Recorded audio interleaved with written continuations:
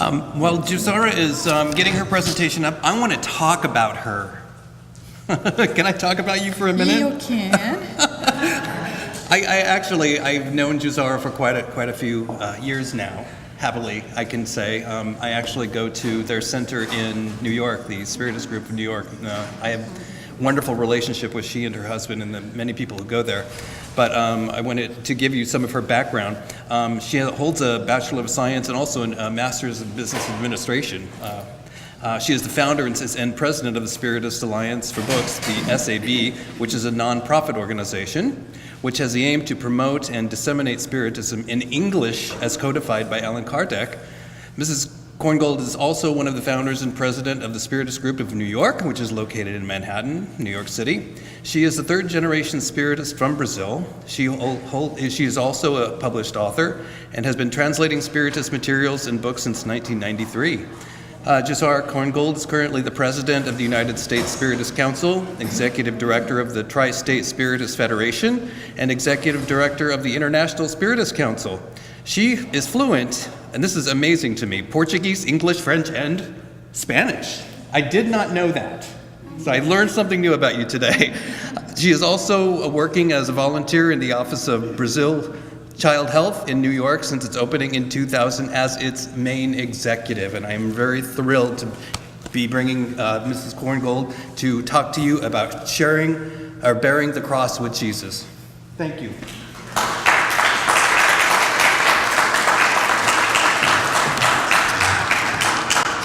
So, good evening, everyone. So, are you ready for the last talk of the afternoon?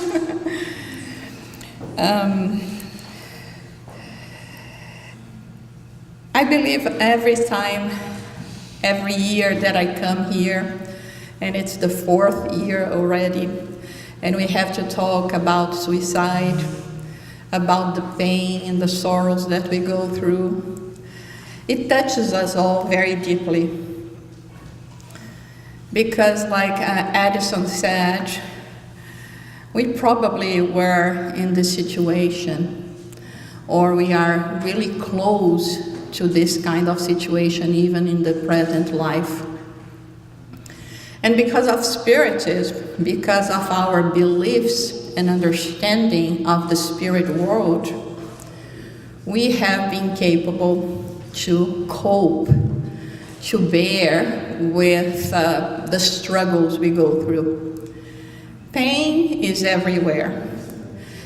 And we are not talking just about physical pain that sometimes can be the easiest one for us to deal with, but we are talking about emotional pain. And we are bombarded by emotional pain in so many circumstances of life. We have heard from our dear friends that spoke before myself, so many sad stories and circumstances, rejection, suicide, addictions. And we all go through that in our lives. Martin Luther King Jr. once said that it's only when it's dark that we can see the stars. And because we have been acting as children for so many millennia, actually, it comes the time now where we need to grow. And to grow is not easy. To take responsibility for our actions, to understand about the importance of us bettering ourselves. And when it comes the time for us to deal with what we have to do, to grow up. And we are still, like children, resisting to grow up. And we do not understand that many times what we call pain are nothing less than lessons, than challenges that will be presented to us so that we can fly high, as we see in the transformation of the caterpillar to a butterfly. It needs to struggle to come out of the cocoon. We are living in a cocoon, and now we are in a situation where we need to struggle. We need to put our own effort, and like Vanessa said very well, to be courageous, to take action, and to start working in a different way. And how can Jesus help us in this sense?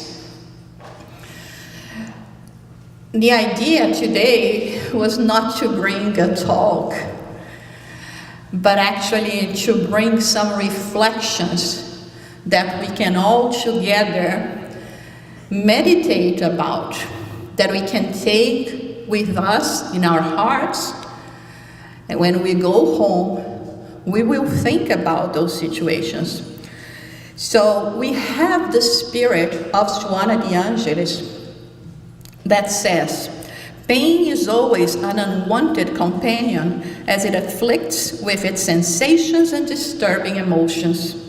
However, many blows of suffering have psychotherapeutic functions for the spirit because they help one awaken to the reality of being immortal, even while moving about in one's material wrappings, always of ephemeral duration. And also, when we are talking about pain and all the reflections, the teachings we receive it here today, we understand that they are not only for us.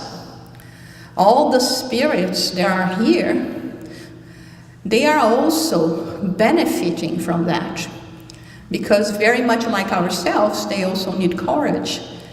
Very much like ourselves, they are dealing with pain. And they are dealing with the situation, the need for rehabilitation. We are here already in the process. They have to come back. They have to start this process anew. And it gives us a lot of insecurity. We feel perhaps overwhelmed with the idea that we have been falling for quite so long, and now it's time for us and try again. We see many people that do not want to do the work. And we have this example, this beautiful example here in this country of Thomas Edison. He is the example of perseverance when he said that genius is 1% inspiration and 99% perspiration. And that he had not failed, but he just found 10,000 ways that it didn't work. So we have to do the same. It doesn't matter how many times we are not going to succeed, because just one time is enough. And it is in our pathway. It is in the path of progress. So when life is getting too hard, instead of standing, we should kneel down. The thing is, many people question themselves, and particularly us. We are talking here about people that are quite spiritual. We are all looking for this spirituality within ourselves, be it in actions, be it because of religious commitment, but we are all seeking for spirituality. And what happens is that as soon as we start committing ourselves to doing something good with our lives, to start finally struggling yet going in the path of righteousness, we complain because, now I'm good. Where is God that is not, patting my shoulder here and saying, good girl, go ahead, you're doing a great job. Instead, I see more pain coming in my way. And then we question God. at the first sign of struggle, we question God. And Emmanuel has something that is very powerful when he says, "You have been good for 5 minutes, and you're already looking for reward." So for at least 5,000 years, we've been bad, boys and girls, acting out. And now 5 minutes I'm doing good, and I want my ice cream, I want my reward. And so there is one passage in the book, Our Daily Bread. It's in lesson 60. That although it's very hard, I think it's very important, and I believe that everyone that is in this room, from both sides of life, is mature enough to deal with that. Because it tells exactly why those that pursue the path of becoming the servants of the vineyard of the Lord, they go through so many struggles. So let us read. "Those who cultivate sincere faith throughout the world, as a rule, are said to undergo great suffering. In fact, there are those who affirm that they distance themselves deliberately from religious circles, fearing the contamination from spiritual elements." This is interesting because there are people that do believe that because now they are in the good path, in the religious path, the spiritual one, bad things are going to happen to them. And so what do? They run as fast as they can. This is a sign of immaturity. And they use this as an excuse to not continue there. Have you heard in your Spiritist Center people coming to you and saying, "You know what, since I started coming here, it seems that my life got much worse than before"? Or maybe it's because you talk about this law of karma, cause and effect, and you all embrace suffering, but I'm not ready for that. First of all, we do not embrace suffering.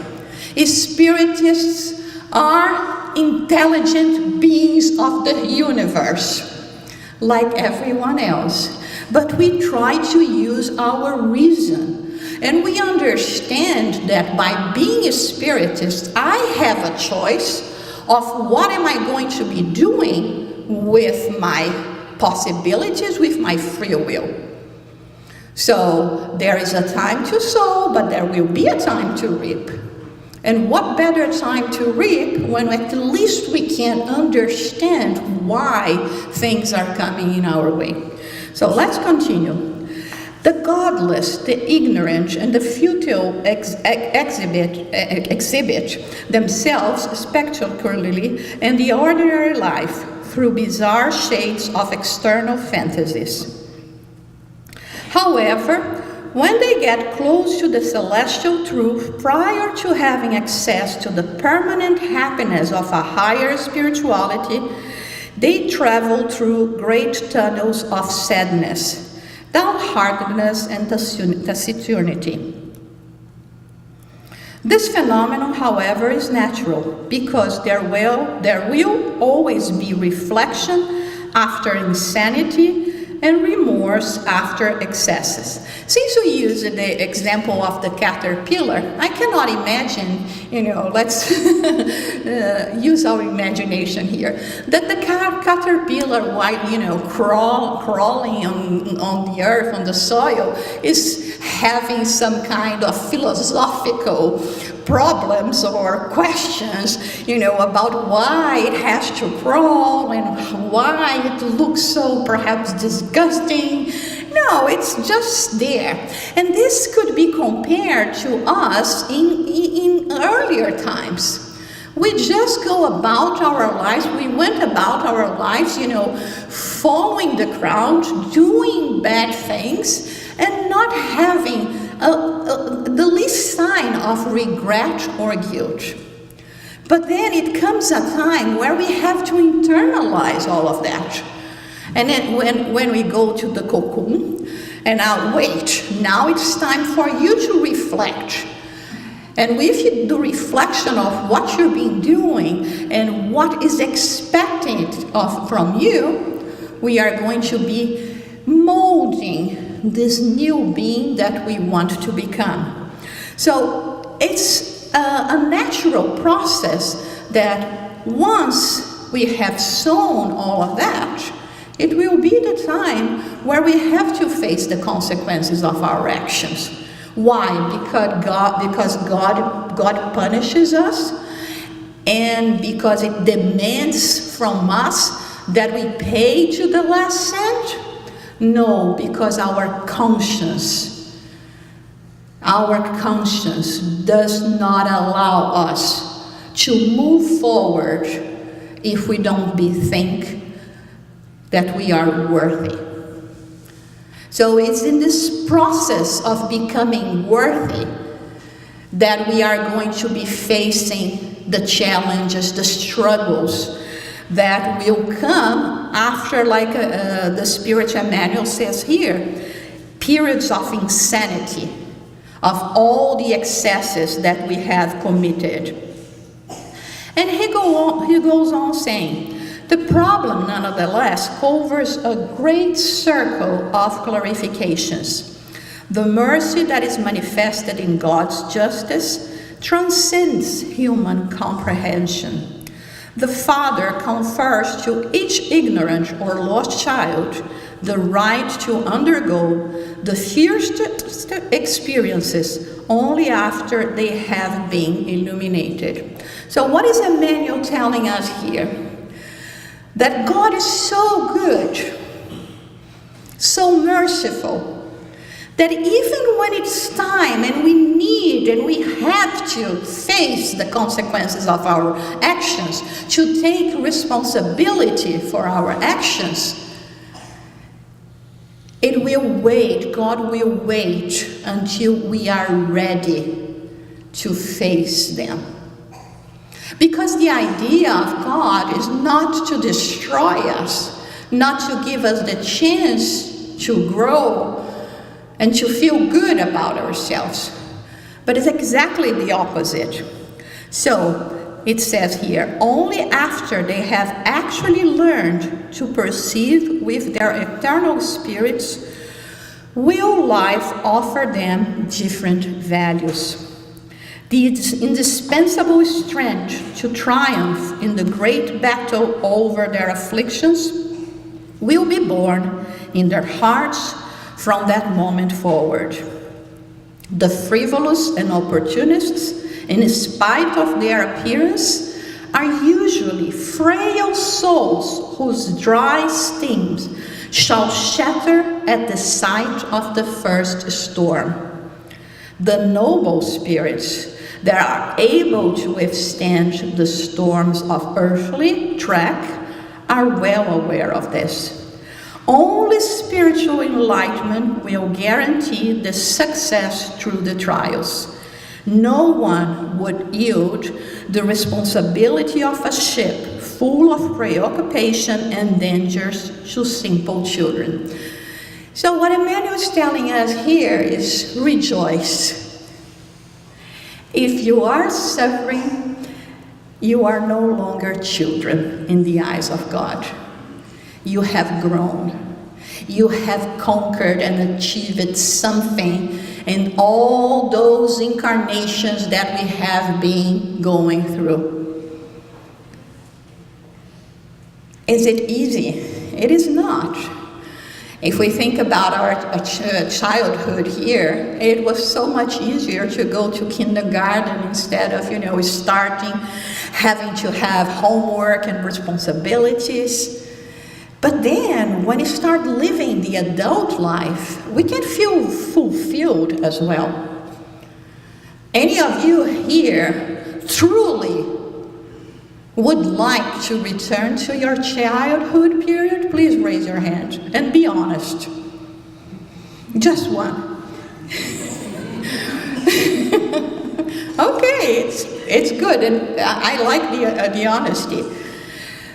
Because, you know, we have so much more freedom, we have so much more understanding.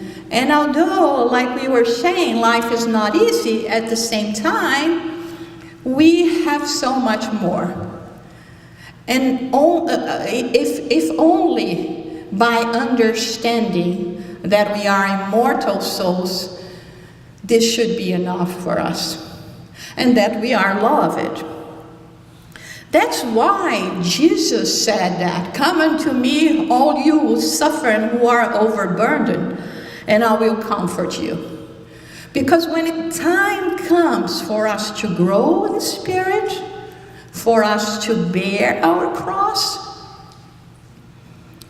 then challenges will also appear. And difficulties will come our way.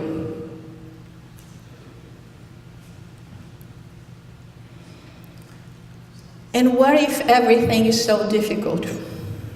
Are we abandoned to our own luck? Are we alone? And what we learn from the spirits is that we are never alone. We may choose the company, right? We heard here about, you know, how you are going to be attracting in the same manner that you are emitting. So we have to be mindful of our intentions, of our emotions, of what we are sending out in the world, because this is what we are going to be receiving. But if we are truly asking for assistance from the spirits, they will never deny their presence, and they will never deny the help that we need to withstand what we have to go through. I remember one story about Chico Xavier, when in the many occasions that he had to face a lot of difficult struggles, it says that he went to the spirit of Emmanuel and said that, you know, life was too hard. It was difficult for him to deal with everything that was happening. And he asked Emmanuel, the spirit Emmanuel, to help him. And the spirit Emmanuel said, "But I have been helping you. And I have been preparing you for exactly the times you are living now. With my pages, with my teachings to you, it's like I was warning you that you were going to go out in the rain. But now you can go out in the rain, and although a few drops will actually hit you and disturb you, you have a rain hat, a raincoat, a rain boot, and your umbrella that represent the pages of light that we have been dictating through you." So we have a precious gift. And this is what means bearing the cross with Jesus, not the man, because every time we talk about Jesus, we are not talking about the man. We are talking about the teachings, the precious teachings that this master brought to us. And bearing the cross with Jesus means looking at Jesus' examples and teachings and try to once and for all learn what they mean. Are we going to be able to put that in practice now? Absolutely not. But we are in the way. And this is what we are doing here. This is what we have been struggling. The problem, like it says here, is that we lack faith in God. Every time something goes wrong, we say, God, why me? Marcelo can deal with that. Send it to him. Right? Maybe there are more brave people here than I am. No, this is not, a good Christian way of living, right? Why me? Because I'm grown up enough, spiritually speaking, to face the torment that is coming my way that I provoked. So from the moral point of view, the words of Jesus mean we have to ask light to enlighten our way, for strength to resist the evil, for assistance of the good spirits that will accompany us and serve us as guides, for good counsel that will never be refused to us, and the door will be open, but we have to ask sincerely with faith, fervor, and trust, presenting ourselves with humility. If we go like, you know what, I've been good for 5 years, going to the Spiritist Center, doing my work, so now it's about time you do something about me, right? This is not asking with humility. There is a complete lack of understanding of the spiritual values. We will have to return to the first level again. One of the most striking, at least to me, examples of faith that we have in the New Testament is the case of Veronica of Caesarea Philippi and Jesus. It was that woman that had a hemorrhage. And if we think about it, she was a Jewish woman, and a woman, when it's going through this period in her time, she's considered to be unholy, and no one can touch the woman. That woman was going through that for 12 years. Everyone not touching her, everyone looking at her as she is impure. Because this is what prevailed in the society at that time. And she realized it, and when she finally decided to do something, to take action, because this is not the case here, we are not going to analyze thoroughly the story, but she realizes that she had to do something. And she had so much faith when she heard about Jesus that she touched the garment of Jesus and she was immediately healed. And Jesus, when addressing her and talking to her, said or mentioned the faith that she had to achieve this kind of healing. She didn't even need it at that time, Jesus, to look at her, to touch her, and to call the attention of Jesus, me, heal me. She just had that kind of faith. And this is the kind of faith that sometimes, I question myself. I don't know if I have this faith yet. It's not something easy to achieve. When everything is okay, everything is okay. Yesterday I had a very, very bad news. I received the news that I have developed premature cataract in my left ear. So I cannot see you here. If I wear my glasses, I cannot see. If I don't wear my glasses, I cannot see. That's why Elder drove me here today. I cannot drive. But actually, the news were actually the good news, because the doctor told me, well, in your case, the best case scenario is cataract. So I went there for the exam, and it was cataract, and I was like, yeah!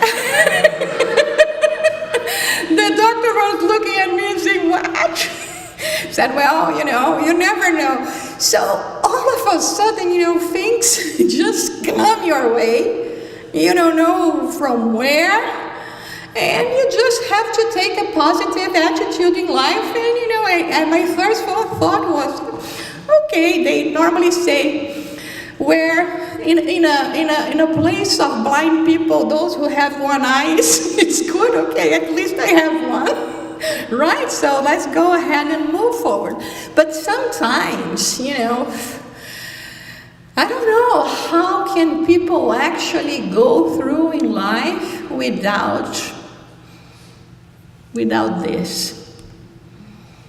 Without the friends, without the words, without the teachings, the hugs and kisses that we love so much, not to mention the food and the pie and etc.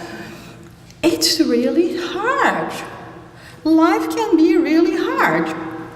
And so in this other message from the Spiritual Manual, when we're having doubts about God, this message is called "The Lord Always Provides."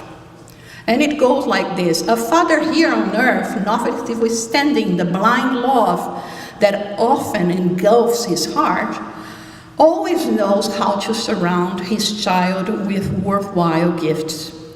For what reason would the Celestial Father, with all wisdom and love, remain immobile or deaf to our implorations? The paternal devotion of the Supreme Lord surrounds us everywhere. What is of uppermost importance is that we do not poison our understanding. We must bear in mind that divine providence invariably operates for the infinite well-being. Well, here, what is infinite well-being? We have no clue. But it's not my immediate desire. Most probably it's not.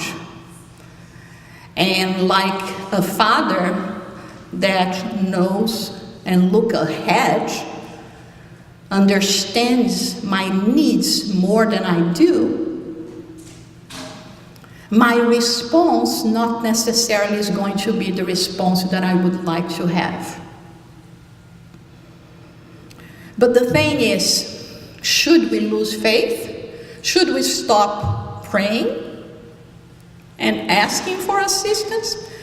I think sometimes, you know, I find it funny that people come to me and just because we try our best to do what we have to do, and they come to me and say, Jussara, please pray for me. Like, you know, if my prayer is more special than their prayers, or because, you know, like I have a special connection, you know, a red line with God.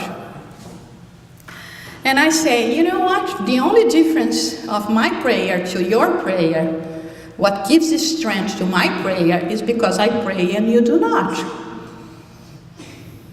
So if you start praying, you have the same connection. But if the answer is not immediate, especially today, that even when we send a text to someone, 5 minutes later the person has not replied, you start having this stress that Vanessa was talking about, you know. What happened? And you keep sending more texts and things like that. We are each time more use it to have immediately replies. But patience, serenity now, it's not so easy to achieve, right? So the message goes, it frees the asphyxiating atmosphere with the resources of the storm. It defends the flower with thorns.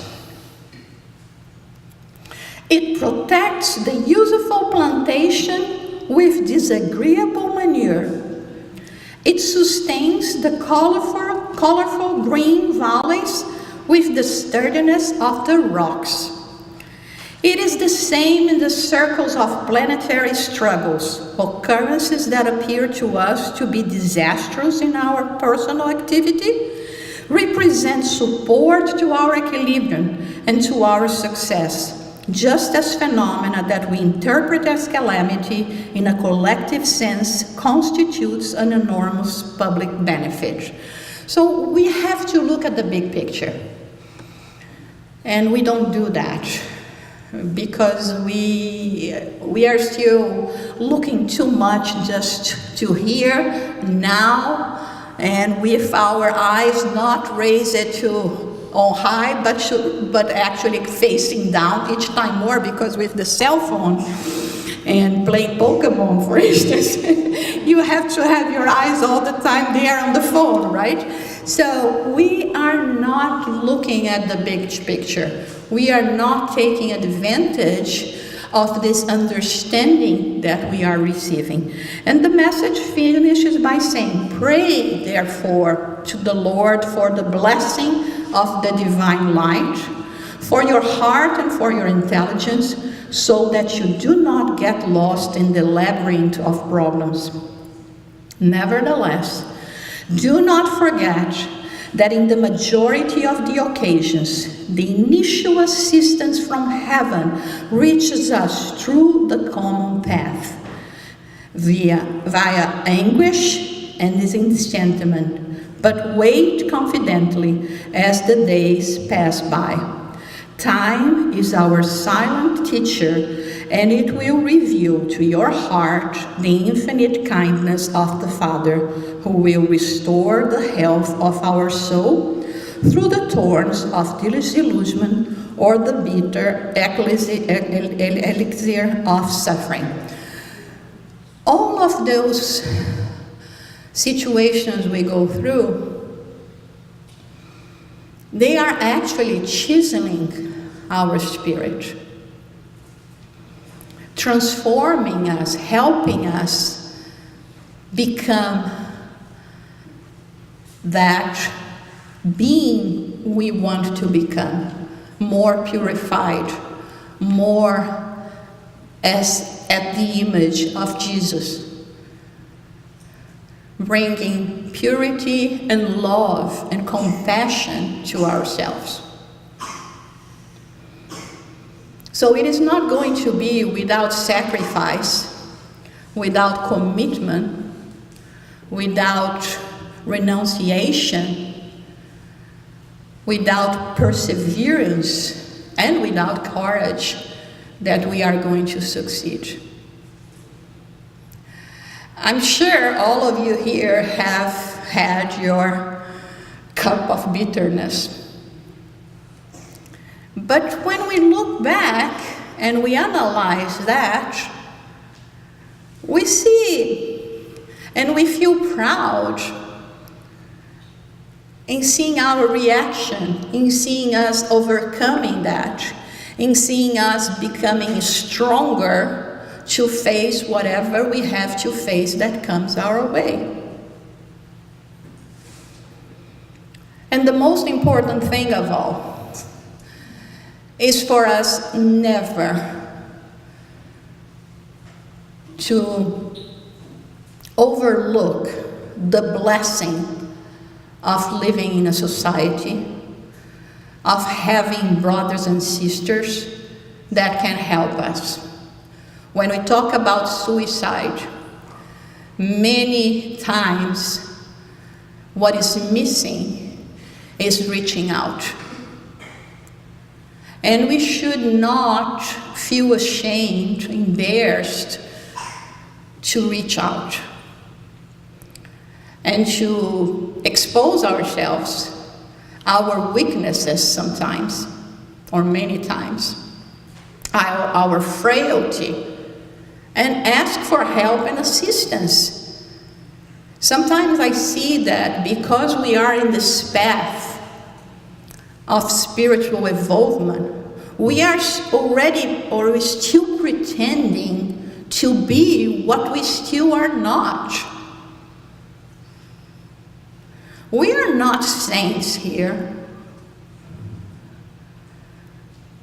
Actually, it becomes even more difficult knowing what you want to be, what you're lacking, and realizing you do not have it yet. So, for some reason, just because we are spiritists, we are in a spiritist environment and center, we think that we have to be spiritual superheroes. I have to come up with a name for that. We're not. And we need one another. I have had the occasion of going through things that was actually much lighter after receiving the assistance of so many of you that are here in this room. I don't know if I could have gone through some things without many of you here. So why not reach out? Why not to show our side of weaknesses? But together with that, we have even bigger within ourselves the desire to become great. To become great spirits. To perfect ourselves. And to be able to present ourselves at the wedding feast wearing the nuptial gown. But we're not there yet. Probably we still have rags. But Cinderella time will come, and our rags will be transformed in the most beautiful garment we can present ourselves in crystal shoes, with a crystal and light heart. Last week, Dr. Bezerra de Menezes said this message through Divaldo Franco. We just translated a few paragraphs of it that has to do with the message we want to convey today. So it's like he's telling us, no matter what you're going through, remain faithful servants of the good, because you will never lack the indispensable assistance of the greater world. Seek to connect with the spheres of life, and you will receive the guidelines drawn to the good fight that must begin in the heart. It is certain that in this battle of the old self, making room for the new being, you will prove solitude, difficulty, misunderstanding, and bitterness. But between the two paths to the kingdom of God, the broad road of illusion and the narrow road of sacrificial strife, the latter can be found in the way of the cross that he, Jesus, crossed alone, and in the final step with the aid of the one who went to help him. And the other is the path of Umbria, in which that icon, Francis of Assisi, who persevered in love, understood that it was by giving, and by giving himself, that he could open a space in the heart for Jesus. We have been collecting too much. We have been filling us with all that is here that we can touch, and we leave no room for this connection with God.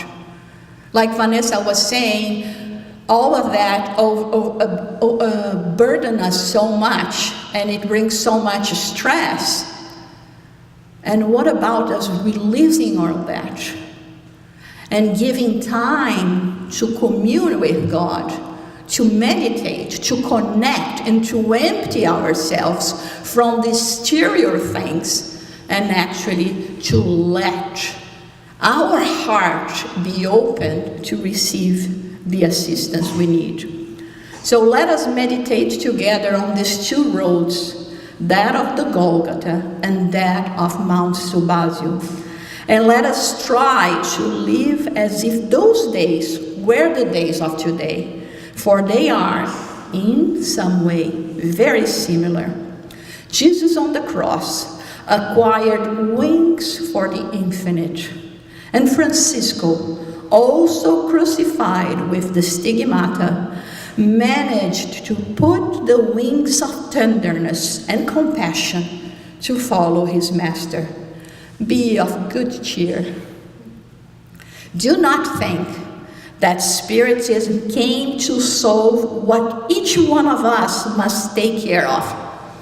But yes, it helps us to solve by the moral comfort, the illuminating words, the liberating content. All that means pain and anguish, freeing us from the terrestrial magnetism so that we can enjoy the infinite glories of immortality. Are we ready to go with Jesus? Are we ready to bear our cross and to take this path and to be brave enough and hopeful and loving and compassionate and try to bring as many people as we can with us through our examples, not the words?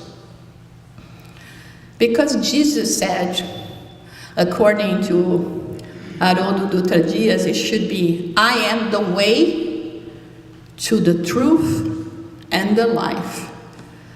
And this is what we are looking. Truth that will liberate us, and life, immortal life, eternal life, that will fulfill us and that will bring to us the happiness, the joy, the perennial joy that we so much look for. We are very blessed and very privileged in a way to finally have heard the invitation that has been extended to us for such a long time. But the road is treacherous. And we have to be vigilant. Those are very difficult times for all the workers of the light, because the shadows do not want the light to prevail, do not want to be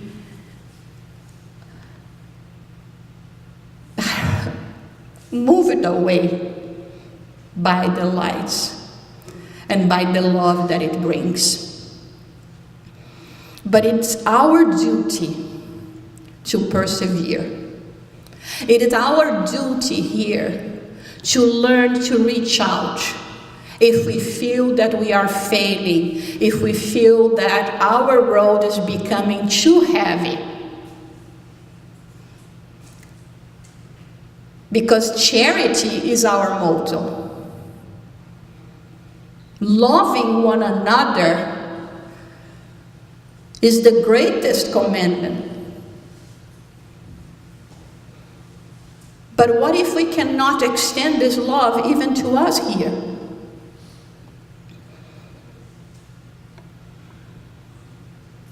What will be of us? We have the responsibility of helping all of us here to go in this boat that will take us to calmer waters. And we cannot leave anyone behind, or we will feel like we have to return to save the one that is drowning. Like so many ahead of us are doing exactly like that. When we see the lives of those venerable people that we mention quite so often in our talks, their lives were very difficult, starting with Jesus and St. Francis and Mother Teresa and Socrates and Gandhi and Abraham Lincoln. None of them had it easy. So let us take courage, hold our hands together,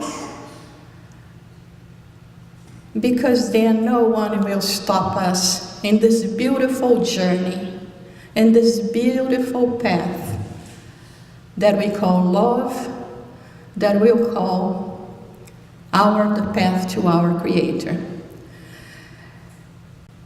May the good spirits that have been here with us today, spirits that due to their love and sacrifice did not measure anything to come here and to be with us and to help us in this path. All of those that are here, discarnate, in despair because of the act they have committed, may they remember that they are loved. Above all, by our Creator. And may we all return to our homes innerly fulfilled with the light that shines from our brother Jesus and the love that never ceases from our Father. May we all be blessed today and forever. Thank you.